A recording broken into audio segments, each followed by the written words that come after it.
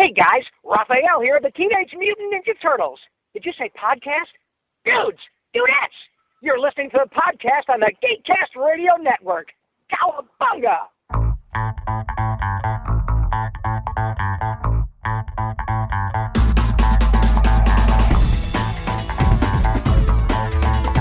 Hello and welcome to episode 198 of the Cinema Geeks. I am one of your Cinema Geeks, OptimusSolo, and joining me, as usual, is MovieRevolt. Dan, hello. Hello. And we are back at it, talking more Turtles. So, as you've been probably paying attention or noticed over the last number of episodes, we've been covering all of the Teenage Mutant Ninja Turtle movies within the franchise. We've covered the original 3 live action. We've covered a couple of the animated ones. Last time we covered the 2014 reboot live action. And today we're coming back with its sequel, the 2016 live action film, which is entitled Teenage Mutant Ninja Turtles Out of the Shadows. I know we talked about it briefly at the end of last episode, Dan, but catch everybody up with what your experience is with this movie and what your history is.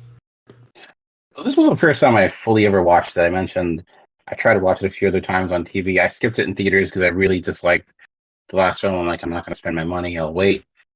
It came on TV. I'll try it, and I couldn't. I always fell asleep again, and that wasn't really the movie. I just I'm really good at sleeping. So it was the first time I really watched it through. I heard from a lot of people that it was better than the last one. I knew that I knew a lot of the storyline in the sense of like characters that were supposed to show up and things like that. So I didn't have huge expectations because I really disliked the last movie. But I knew that some of the things we were hoping for, like some of the characters from the cartoons were going to show up and things like that. So I don't know. Right. I had a mixed feelings going into this. Yeah, I do remember seeing this one time in the theater, but I also was not a big fan originally of the 2014 film, so I did not have a whole lot of like motivation or excitement for this one. Like I probably went into the 2014 one mildly hopeful and excited because I loved, the original live action one so much, and I was like, oh, they're doing it again. But that one obviously disappointed me, so I was just kind of like, Like I went to this one because I believed there was a group of us going. So, and I think Amanda was with me, and I don't remember if Ridley Scott was with me or not, but there was a group of us that went and saw this one, and it was just like a popcorn summer movie. But I remember almost nothing from it. As I rewatched it, stuff came back obviously, but it didn't stick with me. But I remember that I was kind of just when I went into this the first time. Now this one is directed by Dave Green, again written by Applebaum and Nemec, obviously based on the main Turtles characters, and we're going to get into a few of the other characters that come across. So this one's following the Turtles on one side. We're going to be joined with April O'Neil again, and we're going to be reintroduced, I guess, in this version to Casey Jones. We're going to have Splinter involved. That's the main kind of group on the good side, and we do also get obviously the return of Will Arnett as Vern the Falcon Fenwick in this one. So we have that, and then one other new human character that kind of is both good and bad, I guess, at different times, depending on how you view her, is the police chief played by Laura Linney. And then on the bad side, we're going to get Shredder. We're going to get Karai again. We're going to get the Foot Clan. And then the new characters we're going to get in this one are going to be Krang, Bebop, and Rocksteady. Yes, there's no Toka and Razor this time. We do get Bebop and Rocksteady. So what did you think of just kind of the general plot for this, or the cast of characters that they decided to include in this film? Like, what's your first reaction to all that? Well, the first thing that I noticed, there were 2 casting choices that kind of stood out to me. One being Stephen Amell as Casey Jones, because this came out, around the time Arrow was really big, and it seemed like, okay, that makes sense. I watched a little bit of Arrow and The Flash. I wasn't like hugely into it. I have friends that are. So I was interested in seeing it. It made sense, like your Green Arrow. I guess why not be another comic book character? Mm-hmm. And then, of course, Sheamus as Rocksteady, the WWE star, and that was like, of all like WWE stars, like Sheamus is the one that, like, I didn't even know he had acting aspirations, and kind of forget that he's in this.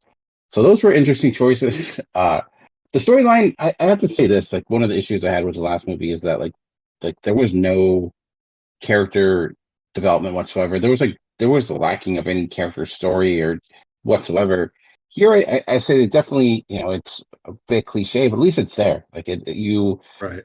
It's executed to the point of you understand like what's going on. Like that we see this drama between the turtles, and you have Donnie trying to lead them, and there's friction because Michelangelo wants to feel a part of the regular world.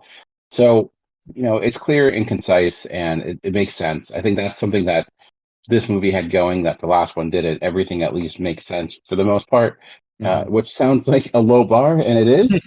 but but after the last movie, it was like, at least it point A and point B are a lot clearer, and it doesn't seem like things just randomly happen. There are some choices that are like a bit questionable. I don't think it starts off the strongest per se. Like the scene with like Megan Fox, where they're like, okay, we gotta get some scene where we can have her undressed and look like a Catholic schoolgirl for some reason. Like that seemed a bit derogatory and unnecessary. True Michael Bay fashion, and again, he didn't remake this movie or direct it, but like that was something he was known for. But I have to say, on a sheer just ability to tell a story, it was functional and competent. Yeah. And at least when you compare it to what we got with the first film.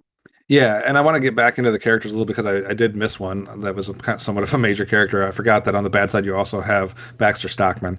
And then going into the cast a little bit, just because a few of these things threw me off right from the beginning. I was actually writing in my notes multiple times, like, is that the same person that played this person in the first movie? Is that the same person that played this person in the first movie? And I was like, I wrote myself a note, please check to see if these are recastings or not, because they seem like completely different people. So just kind of want to go through. I was right with most of them.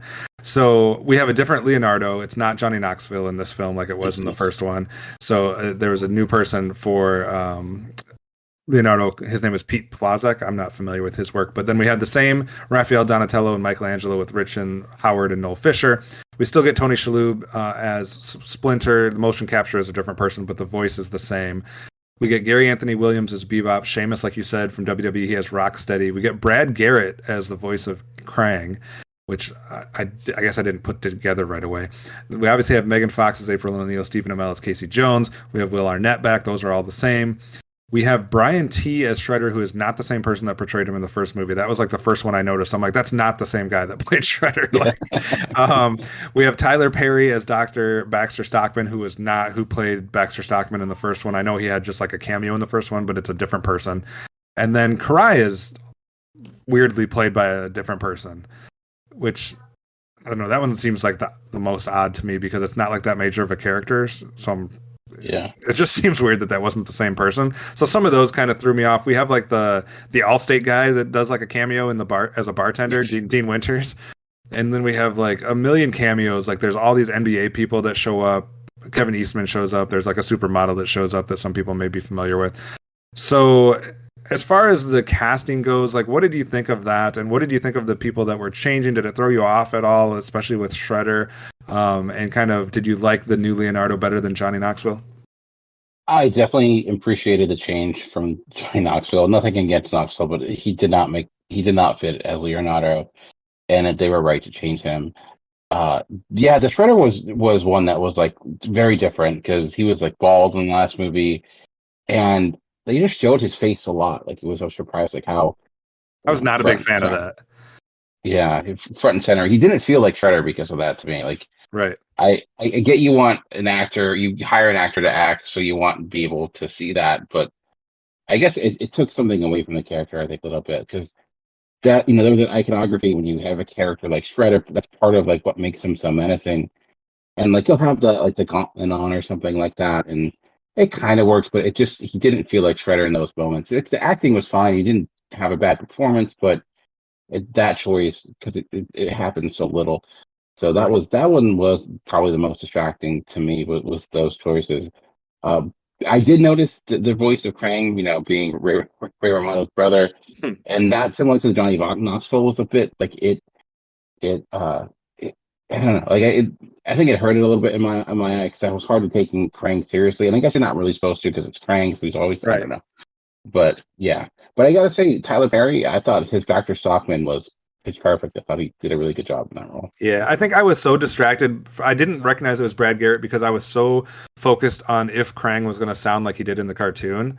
Yeah. Like I was really looking for, like, was he going to have those like high pitched, like where like almost like voice changes where it's like somebody going through puberty or something, like when Krang talks in the cartoon. So I was like looking for that, and I feel like he did try to do that a little bit. Like it wasn't quite as exaggerated as it is in the cartoon, but I was so like looking for that I forgot to like really pay attention to who was the voice. But understandable. Yeah, so that didn't get me. I want to get into a couple of the characters like backstories a little bit and kind of just briefly like their introduction. So we get Bebop and Rocksteady. Obviously, we talked about Gary Anthony Williams and Seamus, who are these criminals who are in the car with Shredder being transported.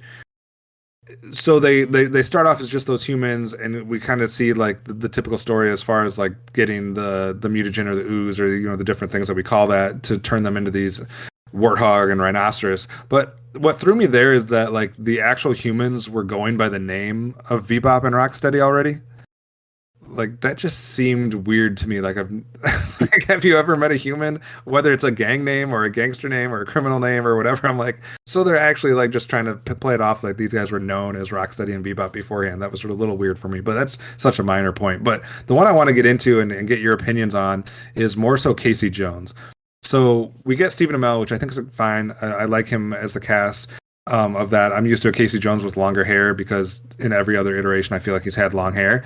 But that's neither here nor there. What I'm interested to see is what your take is of the fact that in all of these other iterations, I'm not as familiar with the comics, but in the cartoons and the other movies and whatnot, Casey Jones has always been more of this vigilante.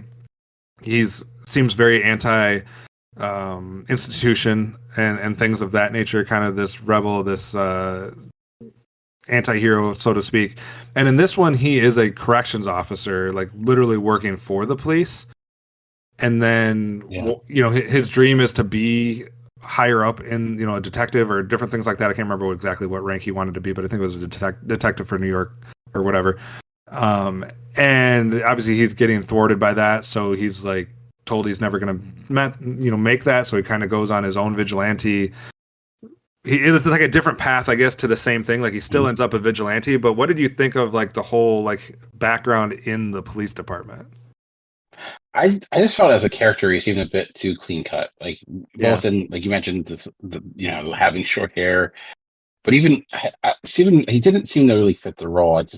Part of it's like the voice. Like I don't know. Like it seemed. I don't know. He did not have that rugged rebel aspect. Kind of rebel without a cause type of character you expect with Casey Jones.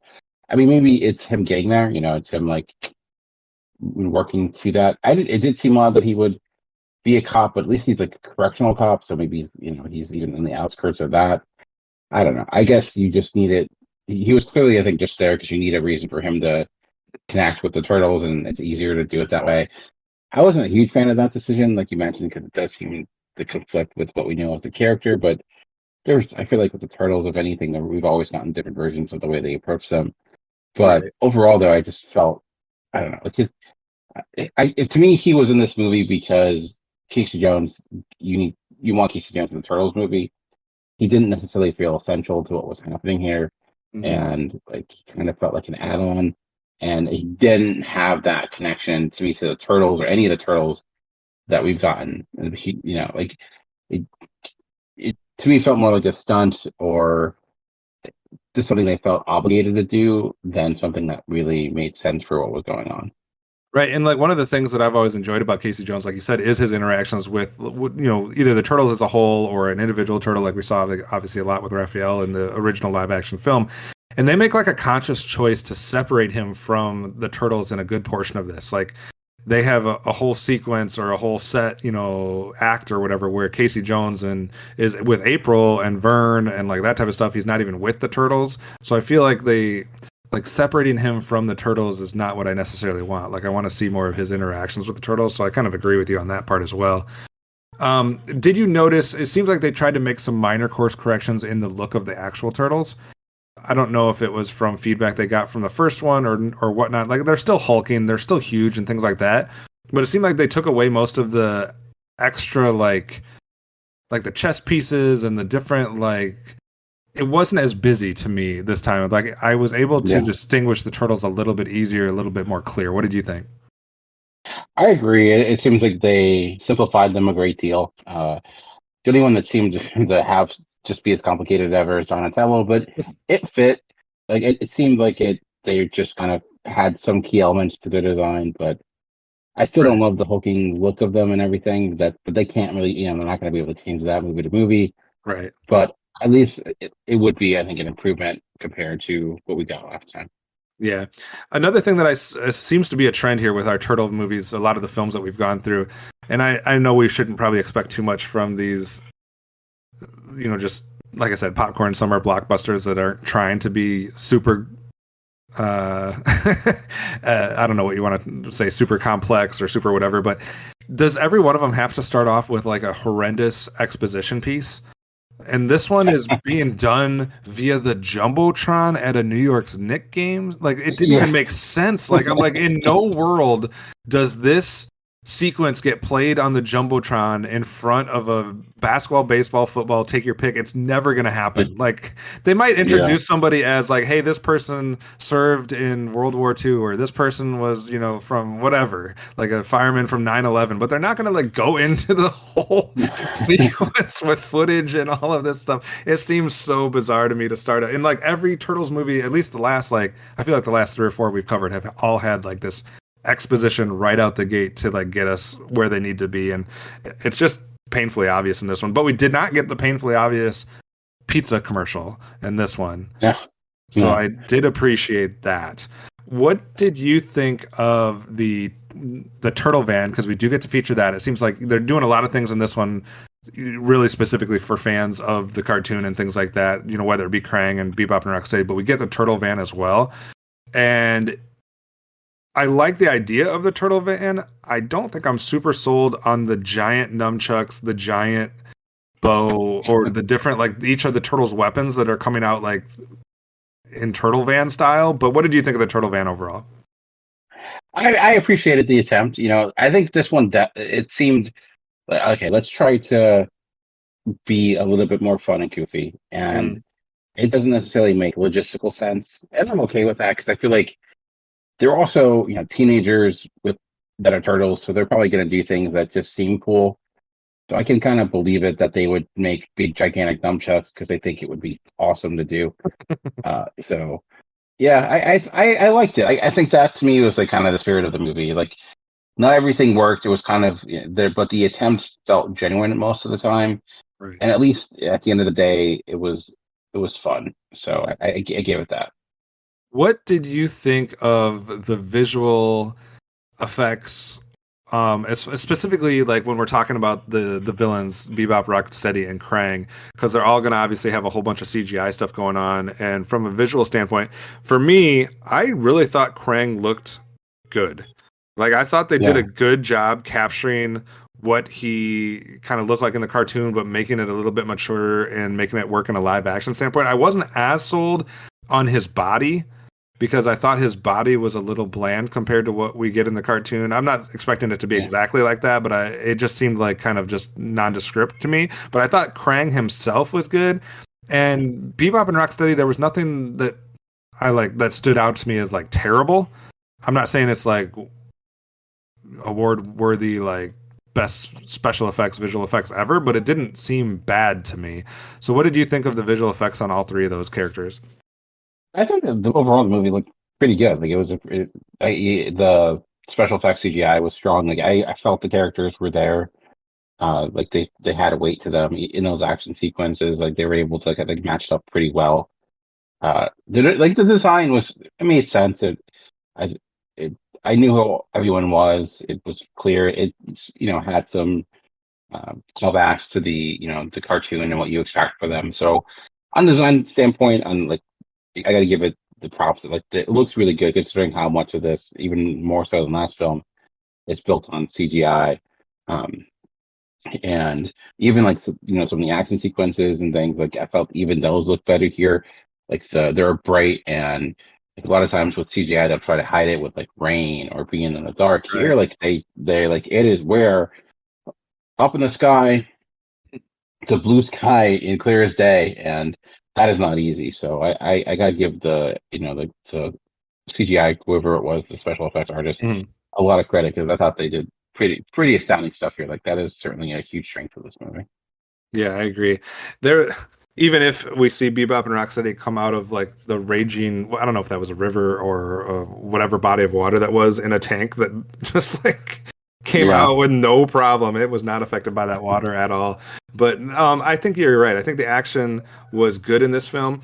I don't think we quite got the action like we did in the original. Like it wasn't like the original live action. We talk about how the action within that had like all of these, I don't know, not necessarily all humorous beats, but it had like this balance of like hard hitting action, but like comedy mixed in. And they didn't quite go for that necessarily with the action, which is fine because I think they did a good job of adding in more like one-liners and more comedic stuff that we would think would fit well with the Turtles. Like it's not like the Turtles Forever when they make like the cartoon just like silly comedy. Like this one had like just stuff that the normal, average, everyday person would find funny to me. Like there's lines about Krang calling him chewing gum, and then they call him Bubblicious. Like I thought that was hilarious. And then there was something about not being tall enough for the ride. Like he was wanting off of it. So I thought there was some fun, like one-liners, fun dialogue that made it harken back a little bit more to the original live action film for me, at least. What did you think? Yeah, it seemed like a lot of the comedy was based on personality more so than like forcing in jokes or stuff like that. Oh, it felt authentic to the characters. There's of course mention the nunchucks where they hold it up and gets knocked off, and it didn't overly like undercut itself when things got serious, but it also wasn't like too serious where you kind of like the Zack Snyder of it. It was a good balance of both. Where sometimes where you have those movies where they're trying to have this like immense important action sequence and then they undercut it by some joke just because it's getting too serious. I didn't feel like that happened too much. It was pretty consistent throughout. So I remember the other joke I appreciated in the middle of the battle was when Krang, like I think whatever happened to him, and he made the line of he's literally rearming, like when he was putting arm on. I was like, oh, that was clever. The other thing they do to really harken back to the feel of some of those original live action films was the music. So we have like Zoom Zoom, we have Ice Ice Baby in there, and then I think the ending credit sequence, like the credit roll, is fantastic. Like I don't know if you watched that or not, or if you stopped before that started, but they have a lot of fun graphics. They're doing the actual original Teenage Mutant Ninja Turtle cartoon theme song, like a variation of it, but they're doing that. Yeah, they do. So they do the original cartoon theme song, and then they go from that and they transition into Go Ninja Go, which was fun. So I think they did a lot to try to like capture some of that music and capture some of that like to help the set, like the atmosphere and the kind of feel of the movie, which was kind of fun. Another thing, if you're like a huge Turtles fan, and I don't own this one on DVD, but I looked up some of the deleted scenes. Have you seen any of the deleted scenes for this one? I have not, no. So there is a deleted scene that has Judith Hoag, the original April O'Neil from the first live action film, playing Megan Fox as April O'Neil's boss. So so April O'Neil like has a meeting with her boss. So it's Megan Fox and Judith Hoag sitting at a table talking to each other, and basically Judith Hoag is offering April O'Neil a chance to be like the whatever you call it, the anchor, the main like person for the news channel. Like they're gonna build the channel all around her or whatever. And it's just kind of fun to see. And there's even a line where like Judith Hoag says to Megan Fox, like, we're basically the same person. And it's just like, it was so well done. Like, I really wish they would have left that in the movie, but it's available on YouTube. So all you got to do is search out like Judith Hoag deleted scene and it'll bring it up and you can watch it. But I thought that was kind of a fun thing that I almost wish would have been in the film. Oh, okay, well, if this is about the foreign correspondent's position, I'm actually a New Yorker at heart, so moving. Okay, it's the anchor desk. Huh? Sorry. Viewers can't get enough of you. And I don't know how you do it, but you keep bringing one amazing story after another, and it's reflected in the ratings. Yes, I just happen to have some really good sources on the street. Well, we want to get you in the studio full time. We want to make you the new face of Channel 6. We're ready to rebrand behind your image. April, there's a 7-figure salary attached, not including the perks. Enough with putting your life at risk living paycheck to paycheck. You might even have some time to meet a man while you're still young. Rita, I don't need a man. I talk to my career every night before I go to bed. Do you know, in the last 10 years, I haven't had a glass of water that doesn't have a slice of cucumber in it. You and I, we're basically the same person. Come and join me on the mountaintop. Well, I'm honored. Well, then I'm going to take that as a resounding yes. It's just like I've visualized this a lot, and I can't believe it's actually happening. I mean, I'm still paying off my college loans, right? Not anymore. Congratulations, April. We're going to make it official in a week or two. It would have been much better served than the Carmelo Anthony scene, I think. So yes, because that was right. That whole Knicks thing went on for way too long. It's like this guy. I feel like he wanted courtside ticket, like the director wanted courtside tickets, and it's like I guess I'll just put a bunch of Knicks in here. It's like I'm guessing they did that at a Knicks game, right? Like they must have. I assume so because it's really Carmelo Anthony, and there's like JJ Redick's in there, Austin Rivers. There's like 5 or 6 like real NBA players, so I think they had to have done that. Yeah, I don't know, or just got a bunch of extra. Either way, yeah, that whole Knicks scene went on for way too long. I was like, okay, right. And then of course the pizza falling on the court and all that stuff. So this one was a budget of 135, box office 245. So did make some money, not nearly probably as much as some of the other ones that we had seen, but it did do well. It was not well enough though to be deemed successful in like Hollywood's terms. Like you see the number and you're like, oh, it's 135 million budget and made 245. That's like 110 million. But there's other stuff that goes into that. So it was not deemed financially successful, which mean that the third installment of this got scrapped actually, and instead turned into an animated reboot that's supposed to be coming out this year. I guess there's some sort of connection there, but I don't know how much of a connection that is, or if that's just somebody like creative license, like hypothetical type stuff. So, as far as the reception, not to be surprised, it doesn't have a great Rotten Tomato score or anything like that. It's a 38% with an average rating of 4.7 out of 10, and Metacritic score of 40 out of 100. Cinema Score average grade of A-, which is Is there any movie on Cinema Score that doesn't have a A or a B? I don't know. Yeah, usually it's like like something like Mother, the Jennifer Lawrence movie, because people didn't know. They thought it was going to be something else that it wasn't. Gotcha. So some of those movies where it's like it's usually like art house films that were advertised as like a normal movie and people hate it. So. Gotcha. It did get nominated for some Teen Choice Awards, for some Kids Choice Awards, and for some Golden Raspberries. So you got that going for it. Because Megan Fox was signed on for 3 films. I believe all of the Turtles guys were signed on for 3 films. And I think Tyler Perry might have said something about he was supposed to be in a 3rd film as well. So obviously none of that happened. But what is your overall thoughts of this one just in general? Did you wish there was a 3rd one? Or are you happy that it kind of ended after this one? Do you believe, like you said in the beginning, that this was better than the first one like you had heard? I do agree it's better than the first one for sure. Like I said, it's competent. It's like things make more sense. It's not as like the casting choices make it a bit stronger. It still has it, like you mentioned, still has its issues. It's still, I think it's a bit clumsy at times, but I did like the dynamic between the Turtles, because we've seen, Raphael always be the rebel one, but here he still was. But I like the fact that a lot of the drama was centered around Michelangelo.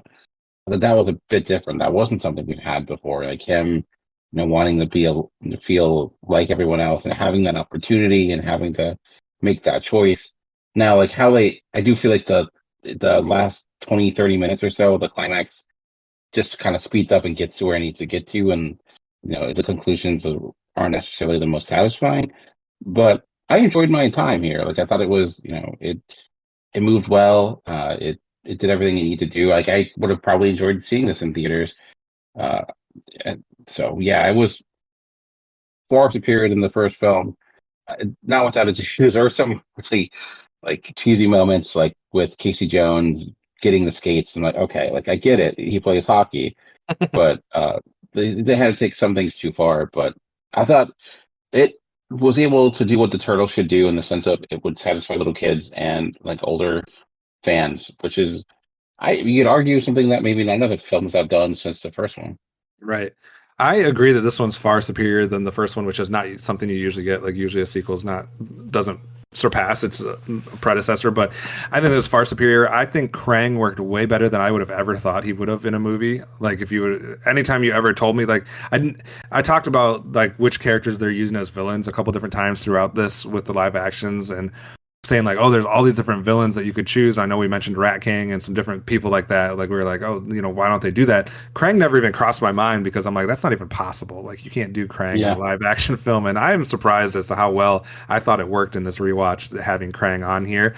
And it was, I forgot about the moment where he just like immediately disposes of Shredder in this film. Like he thinks Shredder's going to be somebody. And I was like, wait, what? I would say that was my one like drawback was one. I feel like Shredder fell in line way too quickly. I feel like he'd be smarter to realize that this being does not have my best interest in mind. Right. So that was it was like the last film where Shredder was kind of a red herring again. So they kind of did the same thing two movies in a row. So Shredder was not represented well in these movies, but besides that. I agree with that. Like to me, the two bad things in this, and it's not Stephen Amell's fault, but I think the two bad things in this is Casey Jones and Shredder. Like we talked about Casey Jones, I just feel like it didn't fit the character. His backstory didn't work. His look didn't work. The way they did it just didn't separate him from the Turtles. I'm not a big fan of. And Shredder, I think this is like one of my least favorite Shredders as well. Like both versions in the 2014 and the 2016 film, I'm not a big fan of. This one, it's a different person, so it looks weird. You're showing his face all of the time, which just like you said, just takes away the mystique of Shredder. And then you just dispose of him immediately, like almost as a comedic bit. And so I wasn't a fan of that, but everything else, like I like the bits of humor they had. I like some of the one-liners. I like the music. It made me feel more like the magic of the 1990 film. I'm not saying like, I don't know necessarily it got to that level, but it just gave me like those types of vibes, which I really appreciated. And after this one, I maybe would have been excited, at least interested to see what they would have done with another one or where they would have gone from there, which is not something I would have said just based off the first one. I would have been like, no, stop this. Like, let it die. Let's do this again in 10 years and see if somebody else knows what they're doing. So, I agree. Yeah. So that's the last of the live action films that we'll cover, but we do have a couple other movies that we want to cover before the new one comes out. And these are more ones that were either direct to streaming services or direct to video, things of that nature. So the next one up is a movie that I have never seen before, and that is from 2019 called Batman versus Teenage Mutant Ninja Turtles, assuming that we can both find a way to watch this. But Dan, have you ever seen Batman versus Teenage Mutant Ninja Turtles? I had not. I've seen clips online because it gets reposted a bunch online, like certain like the Batman versus Shredder and stuff, but I have never actually watched the movie. So I read some of the comics because there's been 4 different comics of Batman and Teenage Mutant Ninja Turtles. Like there's a 3-part series, and then they also did one where it's like the animated worlds cross. So okay, it's on that, but I've not actually watched the movie itself. So yeah, we're on new territory for me from this point out. Like there's nothing else in the Teenage Mutant Ninja Turtles franchise that I've seen. So I haven't seen this one. I haven't seen the Rise of the Teenage Mutant Ninja Turtles, the Netflix film, and obviously I haven't seen the new one. So it's going to be all new watches for me. So I'm kind of excited about that.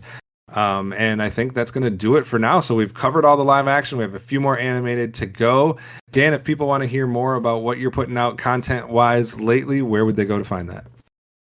You can find all my stuff at Comic Concierge. Most of my stuff is on TikTok. That's usually my biggest focus, along with Instagram, Twitter, Threads, although I don't post on there nearly as much as I should.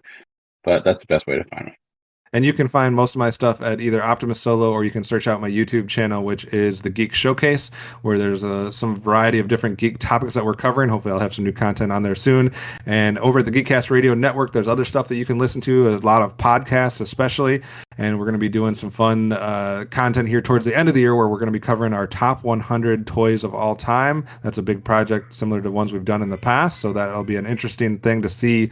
It's a much wider topic than we've had before, and there's a lot of different types of toys, and they've been around for decades and decades and maybe even centuries. So it's going to be interesting to see how that all boils down. So keep a lookout for that. But that's it for this episode of Cinema Geeks. Tune in next time for more Turtle Talk. Turtle Power! Ninja Turtles, Teenage Mutant Ninja Turtles, Teenage Mutant Ninja Turtles, heroes in a half shell, turtle power. They're the world's most fearsome fighting team. They're heroes in a half shell and they're green. When the evil Shredder attacks, these turtle boys don't cut him no slack. Teenage Mutant Ninja Turtles, Teenage Mutant Ninja Turtles, Teenage Mutant Ninja Turtles, heroes in a half shell, turtle power. Go ninja, go ninja, go, go ninja, go ninja, go, go ninja, go ninja, go, go ninja, go ninja, go, go ninja, go ninja, go, go ninja, go ninja, go. Heroes in a half shell, turtle power. Teenage Mutant Ninja Turtles, Teenage Mutant Ninja Turtles, Splinter, Tough and Soupy Ninja Teens, Leonardo lives on a pillow dust machine. Raphael is cool but crude, Michelangelo is a funny dude.